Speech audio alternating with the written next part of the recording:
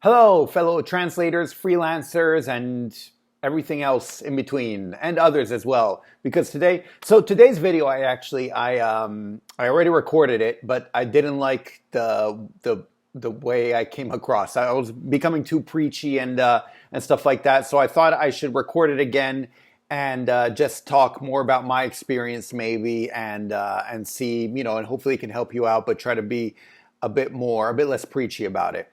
And this video has to do with continuous education.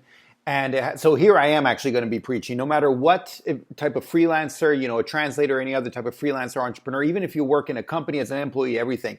In this day and age, I think continuous education is something extremely important.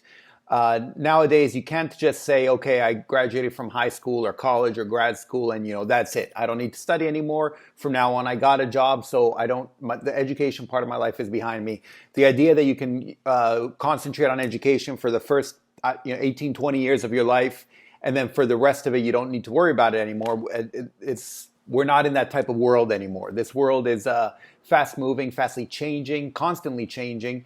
And as you all know, when you get a job at 20, it's not going to be the same job you have 20, 40 years later. Chances are you're going to be changing job quite a bit. And even if you stay in the same job, if you want to advance in that job, you're going to have to keep up with the times. And everything's constantly changing. Nothing is staying put. So if you're staying put and don't continuously advance, then you'll be falling behind. So it is extremely important, no matter what you're doing, and for your career, I think for pretty much everything, that you need to keep education continuous, and you need to constantly be educating yourself for aspects of your job, surrounding your job, stuff like that, and everything along those lines. Here, let me straighten this up a bit. Sorry. Okay, so anyway, but what I thought I should talk about in terms of methods of doing so, I should be a bit less preachy about that, and just talk about my experience and what I do and the various methods I use to keep up with education and to keep up with what's going on. So first of all, they're the personal ways, and so what I do is I try to keep up with what's going on with languages and linguistics and translations. The easiest thing I think is, and what I do is, I'm on Twitter. I have a Twitter feed. You can choose different lists, like you can make your own lists of various Twitter accounts, and there I follow a bunch of languages and linguistics and translator things. And here, by the way, I include translators of books that I've enjoyed and stuff like that, and I put them all there. So this is by the way, this isn't.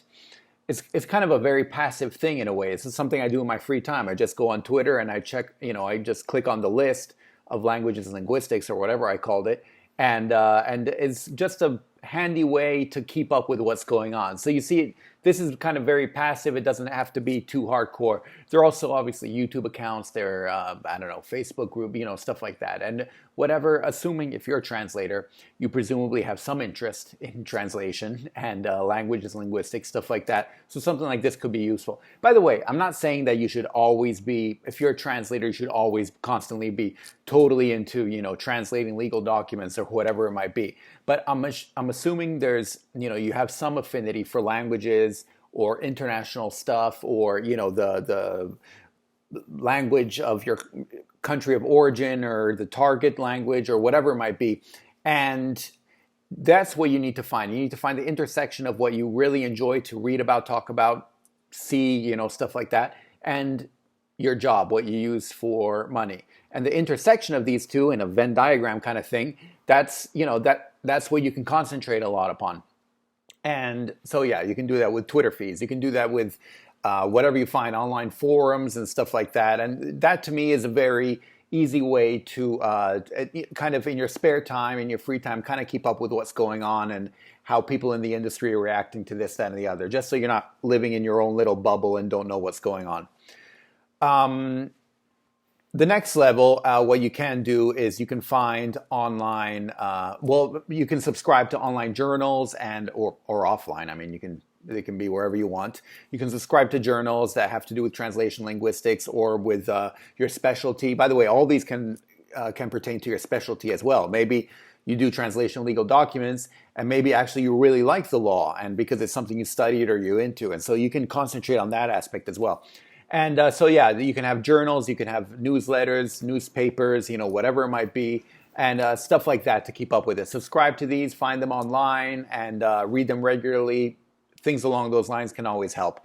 The next level, I think, is courses. You can find courses, what are called online courses, MOOCs they're called, which now I forget what that stands for, but you can go to edX, you can go to Coursera, places like that, and they usually have courses that talk about what's going on and see how often they're updated.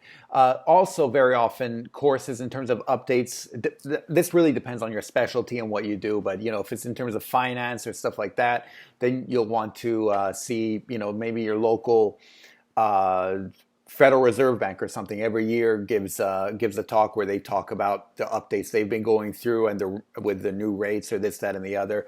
And so it really depends. But finding courses or they don't even need to be the courses where you take an exam, but sort of seminars or stuff like that where they kind of educate you and let you know what's going on. You can find a lot of these either, once again, in your neighborhood or online in places like that.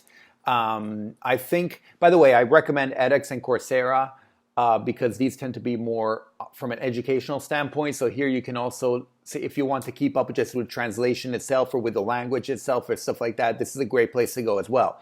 So if you do, Chinese to French translations and you're not sure if maybe your French is getting a bit rusty or stuff like that, you can find courses that have more in-depth talk about French literature, language, or stuff like that. And you can find those in places like that.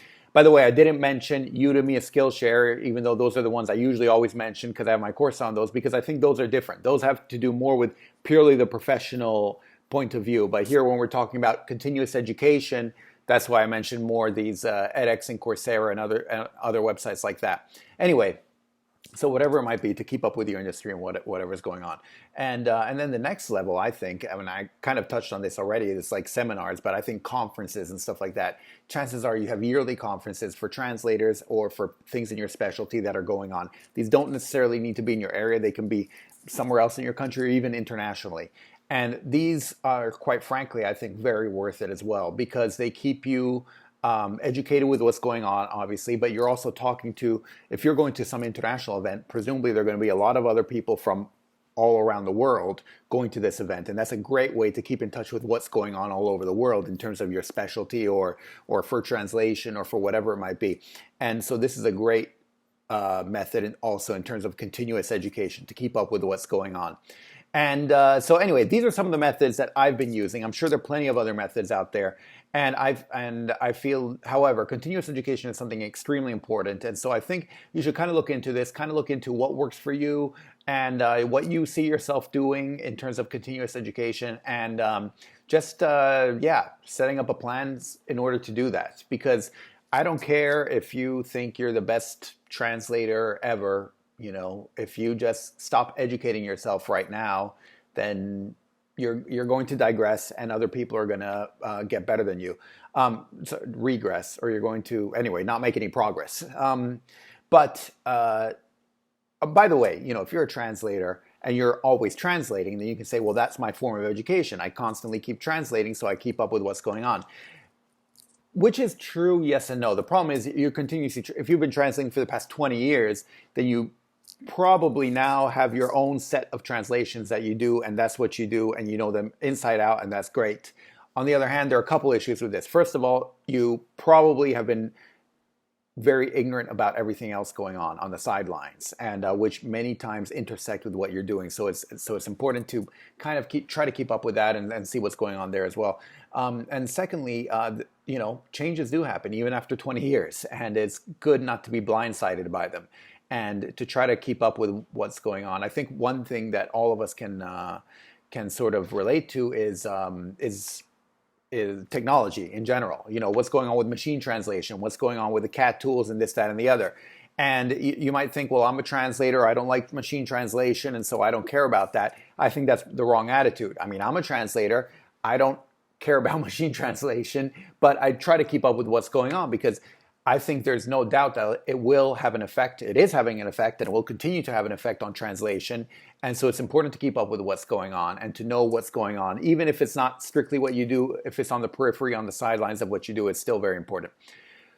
Anyway, So I'll stop it now. Just once again, continuous education, look into it, see around to see what works for you in terms of keeping up with what's going on. Hopefully you find this useful. Hopefully you find some spark for some ideas that you can do yourself. If you have other ideas, if you have other ways of keeping up, please definitely let me know in the comments below, because I'm curious as well, because I kind of just have been coming up with these over the years, but never, I don't know of many other ways, but I probably haven't thought about it hard enough. And yeah, that's otherwise that's pretty much it, and I'll see you in the next video. Okay, thanks. Bye. Savedum.